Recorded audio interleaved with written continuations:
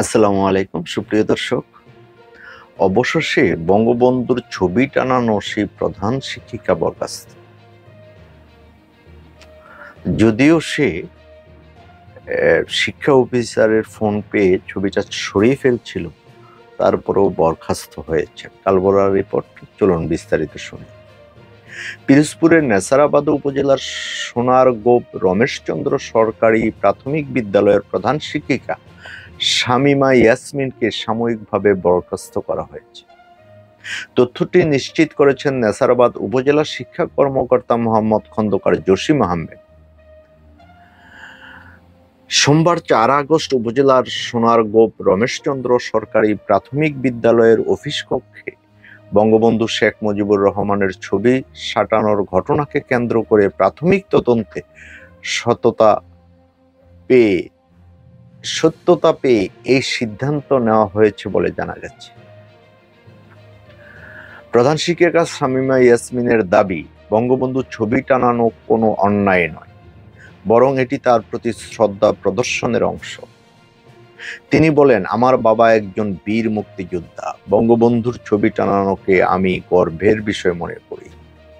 এ বিষয়ে নেসারাবাদ উপজেলার শিক্ষা অফিসের কর্মকর্তাদের পক্ষ থেকে তদন্ত চলছে। বরখাস্তর সিদ্ধান্তকে ঘিরে সামাজিক যোগাযোগ মাধ্যমে নানা প্রতিক্রিয়া দেখা যাচ্ছে। অনেকেই এটিকে স্বাধীন মত প্রকাশের উপর হস্তক্ষেপ এবং রাজনৈতিক প্রভাব বলেও মন্তব্য করেছে। আবার অনেকে ফ্যাসিস্ট শেখ হাসিনার দোসর বলেও আখ্যায়িত করেছেন ওই প্রধান শিক্ষিকাকে। এই ঘটনায় এলাকায় উত্তেজনা বিরাজ করছে এবং শিক্ষক সমাজে একাংশ এই সিদ্ধান্তকে স্বাগত জানিয়েছেন ও অন্য একটি পক্ষ এর সিদ্ধান্তের বিরুদ্ধে সোশ্যাল মিডিয়ায় প্রতিবাদ জানিয়েছে। এ বিষয়ে জানতে অভিযুক্ত প্রধান শিক্ষিকার মোবাইলে ফোন দিলে তার স্বামী মোহাম্মদ হাফিজুর রহমান ফোন রিসিভ করে বলেন, সহকারী শিক্ষা কর্মকর্তা আমার স্ত্রীকে ফোন দিয়ে বলেছে আপনার একটা চিঠি আছে, অফিসে এসে নিয়ে যাবেন, তবে চাকরি থেকে বরখাস্তর বিষয়ে আমাদের কিছু বলেনি।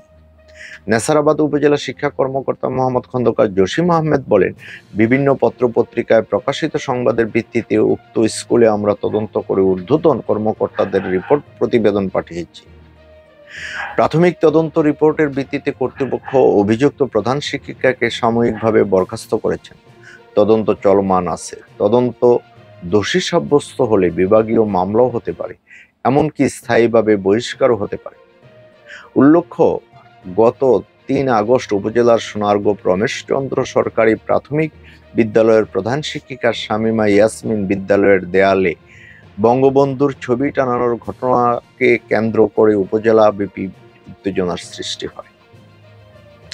এই ঘটনার বিরোধিতা করলে প্রধান শিক্ষিকা সাংবাদিকদের সাক্ষাৎকারে বলেছিলেন, আমি একজন মুক্তিযোদ্ধার মেয়ে, দেশের জন্য জীবন বাজি রেখে আমার বাবা মহিউদ্দিন মাস্টার মুক্তিযুদ্ধ করেছেন। সেই যুদ্ধের মহানায়ক বঙ্গবন্ধু শেখ মুজিবুর রহমান। বঙ্গবন্ধু না হলে স্বাধীন বাংলাদেশের সৃষ্টি হতো না। তাই আমার বিদ্যালয় থেকে এই ছবি সরাতে পারবো না।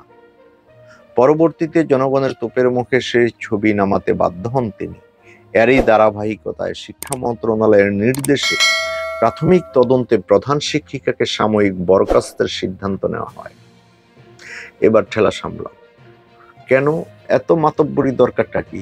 তুমি ভালোবাসো, তোমার হৃদয়ে রেখে দাও, তোমার মনে রেখে দাও, ভালোবাসতে তো আর না করছে নেই। সারা দেশ যেভাবে চলছে এর বিরুদ্ধে গিয়ে এ হলো অবস্থা।